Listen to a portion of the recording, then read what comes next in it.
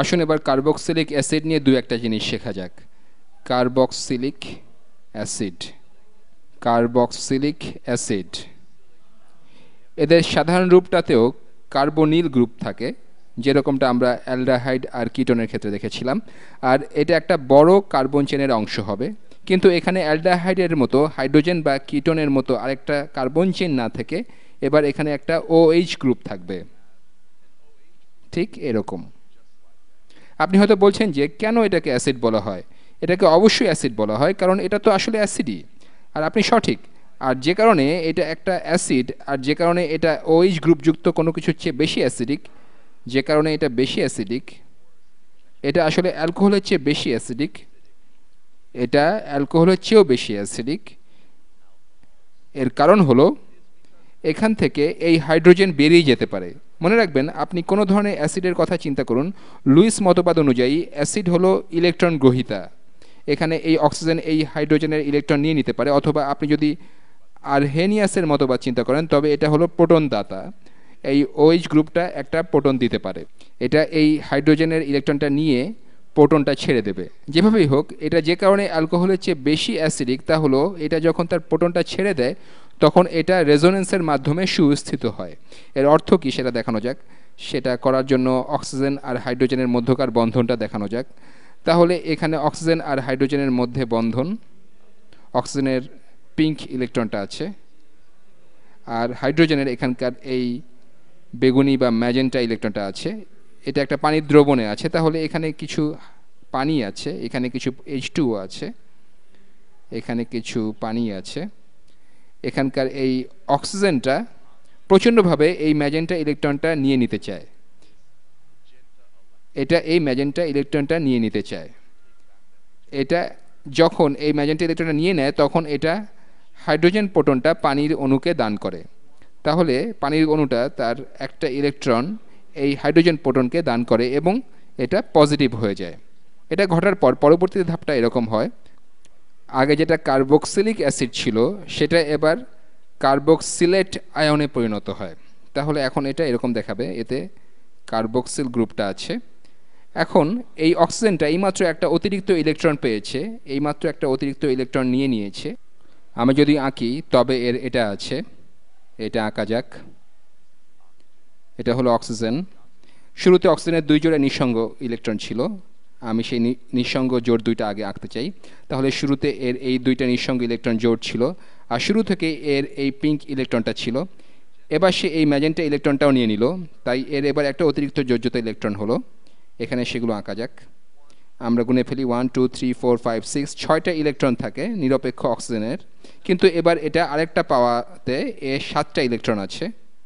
এর এবার একটা নেগেটিভ চার্জ হবে, আর পানি এবার হাইড্রোনিয়াম আয়নে পরিণত হয়েছে।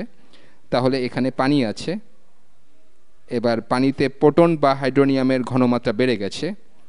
একটা পানির অণু যখন হাইড্রোনিয়াম অণু হয়ে গেল তাহলে এটা এবার হাইড্রোজেন প্রোটনটার সাথে এভাবে বন্ধনে যুক্ত হয়। এই অক্সিজেনটা একটা ইলেকট্রন প্রোটনটাকে দিয়ে দিয়েছে, তাই এর এবার একটা পজিটিভ চার্জ আছে।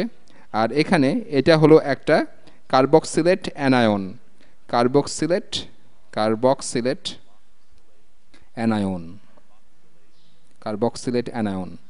এখন যে কারণে এখানকার এই জিনিসটা যা শুধুমাত্র এই OH গ্রুপ আছে তার চেয়ে বেশি শক্তিশালী অ্যাসিড, তা হলো এই অনুবন্ধী ক্ষার।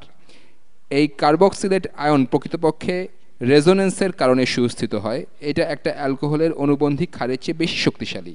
সেটা আপনাদের দেখানো যাক।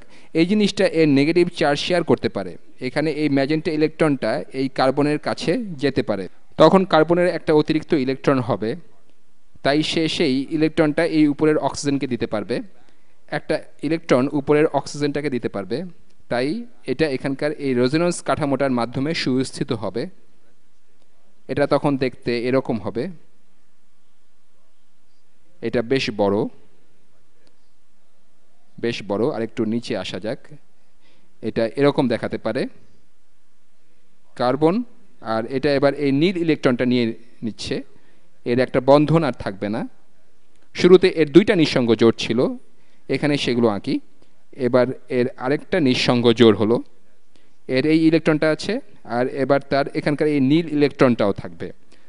আর এবার এখানকার এই অক্সিজেনটার একটা নেগেটিভ চার্জ থাকবে। এবার এই কার্বনটার সাথে পাশের অক্সিজেনটা দ্বিবন্ধন গঠিত হবে। আমি আবার হলুদ রং নিচ্ছি। অক্সিজেনের সাথে এটা এর প্রথম বন্ধনটা এর শুরুতে 1 2 2 জোড়া নিঃসঙ্গ ইলেকট্রন ছিল, আর এর এবার একটা ম্যাজেন্টা বন্ধন হবে। পিঙ্ক ইলেকট্রনটা এবার এই প্রান্তে থাকবে, আর পার্পল ইলেকট্রনটা এবার অন্য প্রান্তে থাকবে, আর এই অক্সিজেনের সাথে এবার দ্বিবন্ধন গঠিত হবে। আর আমরা জানি যে রেজোনেন্সের মাধ্যমে সুস্থিত হওয়ার ক্ষেত্রে শুধু এভাবে সামনে পেছনে যাওয়া হয় এমনটা নয়, বাস্তব ক্ষেত্রে এখানে দুইটা অক্সিজেনের মধ্যে অনেকটা অর্ধ দ্বিবন্ধন থাকে। এই ইলেকট্রনগুলো পুরো জায়গাতে ঘুরে বেড়াতে থাকে এবং অণুটাকে সুস্থিত করে। এরা যে দুইটা রেজোনেন্স কাঠামো সেটা দেখানোর জন্য এর চারপাশে একটা ব্র্যাকেট দিয়ে দিই, এদেরকে চারপাশে ব্র্যাকেট দিয়ে দিই। সাধারণভাবে এখানে আর গ্রুপটার ইলেকট্রনগুলো আঁকা গেলে ভালো হতো। এখানে যদি খুব তড়িৎ-ঋণাত্মক কিছু থাকে যেটা ইলেকট্রন নিজের দিকে টেনে নেয়, তবে এটার জন্য কার্বক্সিলেট আয়নটা আরও বেশি সুস্থিত হবে, তাতে কার্বক্সিলিক অ্যাসিডটা আরও ভালো অ্যাসিডে পরিণত হবে। আপনি যদি এখানে তড়িৎ-ঋণাত্মক কিছু বসান, তবে আপনি কল্পনা করতে পারেন যে নেগেটিভ চার্জের কিছুটা যেটা এই রেজোনেন্স কাঠামোতে আঁকা হয়েছে সেটা এই আর গ্রুপের দিকে চলে আসবে, এবং এই জন্য এটা আরও বেশি সুস্থিত হবে আর কার্বক্সিলিক অ্যাসিড আরও বেশি অ্যাসিডিক হবে। এখন আমরা সব ক্ষেত্রেই যেরকমটা দেখেছি, কার্বক্সিলিক অ্যাসিডের ক্ষেত্রেও কিছু কমন অ্যাসিড আছে যাদের সিস্টেমেটিক নামকরণ করা হয় না, আর সেগুলো জেনে রাখাটা ভালো। আমি একটা দিয়ে শুরু করছি। এখান থেকে আমরা একটা প্যাটার্ন দেখব, যেমনটা অন্যান্য জিনিসের ক্ষেত্রে দেখেছিলাম। আমরা দেখেছিলাম যে এখানকার এই জিনিসটাকে আমরা বলি অ্যাসিটালডিহাইড। অ্যাসিটালডিহাইড অ্যাসিটালডিহাইড অ্যাসিটালডিহাইড এটা ছিল সবচেয়ে সরল অ্যালডিহাইড।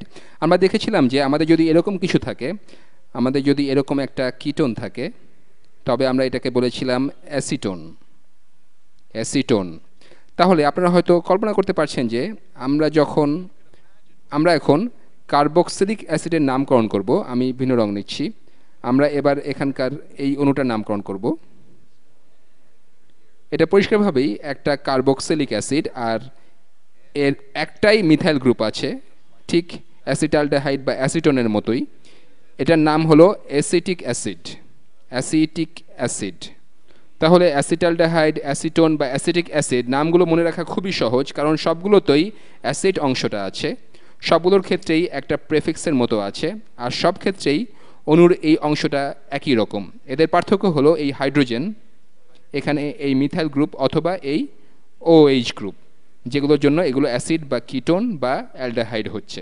এবার আরও কয়েকটা দেখা যাক, যেগুলো মনে রাখা আপনাদের জন্য কঠিন হবে না। এখানকারটা দেখা যাক। আপনারা একমত হবেন যে এটা অ্যাসিটিক অ্যাসিডের চেয়েও সরল, আর এটা হলো ফর্মিক অ্যাসিড। Formic acid.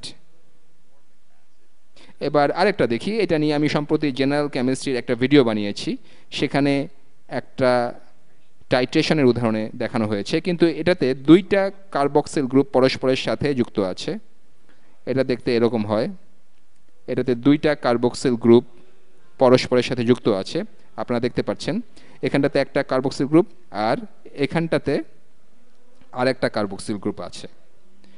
এখান থেকে আসলে দুইটা প্রোটন বের করে নেওয়া যায়। এই হাইড্রোজেনটা বের হতে পারে আর এই হাইড্রোজেনটা বের হতে পারে, আর এটা হলো অক্সালিক অ্যাসিড। Oxalic acid. আজ এখানে শেষ করব, আর পরবর্তী ভিডিওতে আমরা শিখব যে কিভাবে সিস্টেমেটিক্যালি কার্বক্সিলিক অ্যাসিডের নামকরণ করা হয়।